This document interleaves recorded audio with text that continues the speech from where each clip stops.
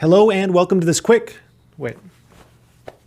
sorry, it's been a while. This quick stimulus update. There's been so much going on with these new stimulus programs rolling out, just confusion this way and that way, and I haven't had the time to put together just a regular news update like some of you older subscribers are more used to. I've been pouring literally hours and like 100-hour weeks into research on the PPP program, the EIDL program, PUA program, LMNOP, you name it. I've been trying to get down to the nitty gritty, especially with the Paycheck Protection Program, because I've basically made it my life's mission the last few weeks to ensure that everyone who can potentially apply for this program understands it, understands how great it is, and then applies.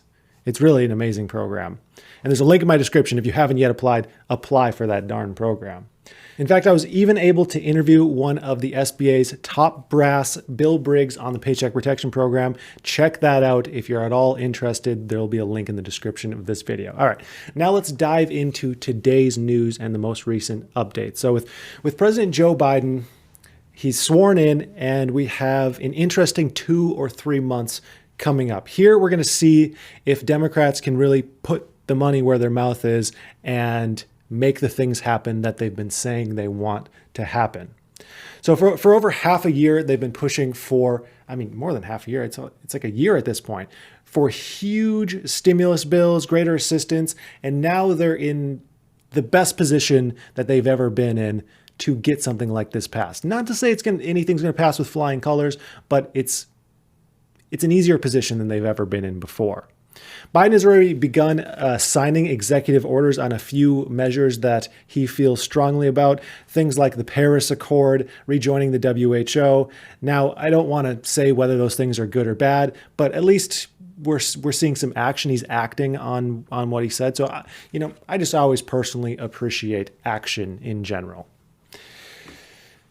Unless if you're like Hitler or something, then I don't appreciate that kind of action. But hopefully I don't need to say that. So aside from rejoining those groups, Biden has also instituted a federal mask requirement, which increases some concerns that people had with the Biden administration, which was more lockdowns. So many people do not want the economy to lock down again.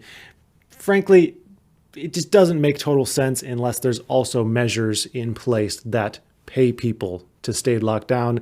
And I mean, after the last year, are we really going to bank on something like that to happen easily, at least?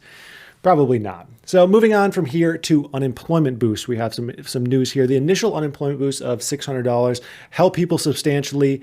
However, that was followed up by almost a 6-month period where people were receiving little to no boost whatsoever.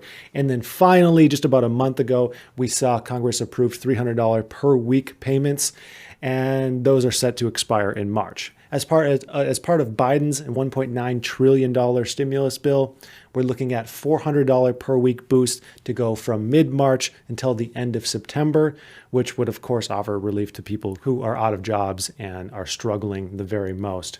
And that's one of the items that has the most consensus kind of across the board.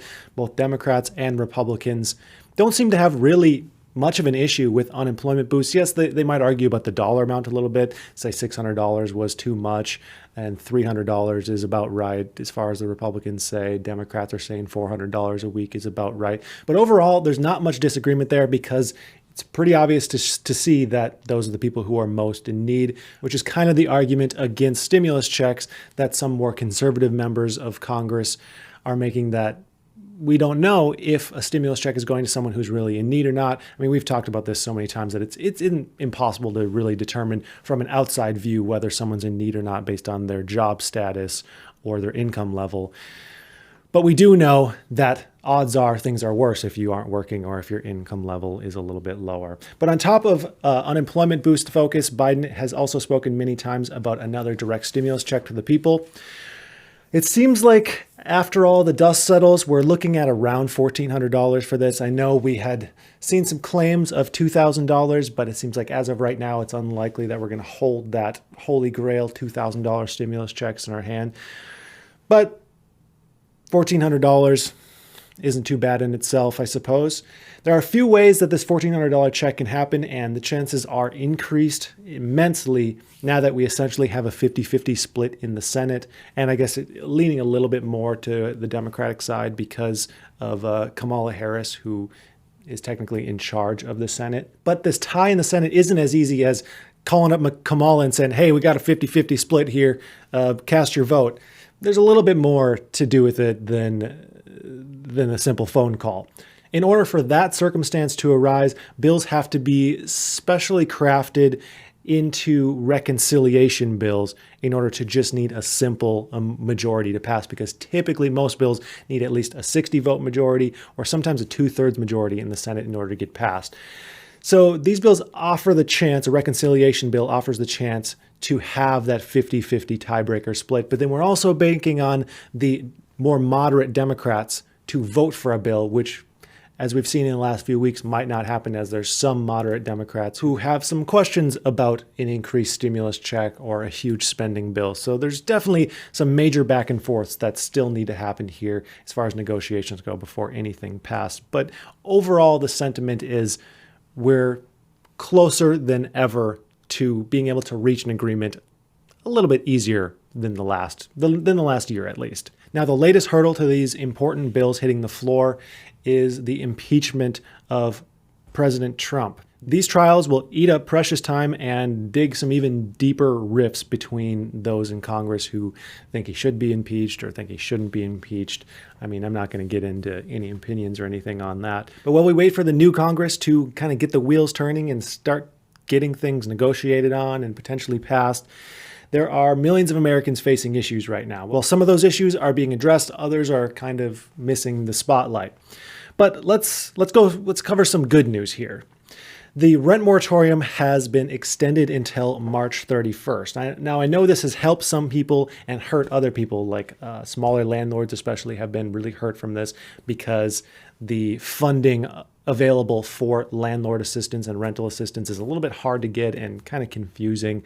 But this is the third time they've extended it, and it's probably not the last. I mean, until March 31st, that's not very much time. But of course, I'm not the decision maker here, though, so you should always plan on it just ending the 31st and do whatever you can to kind of get your ducks in a row there, or try and get the available funding assistance there. President Joe Biden is also proposing another $25 billion in rental assistance in his next potential stimulus bill, and that would provide even more relief for tenants as well as landlords.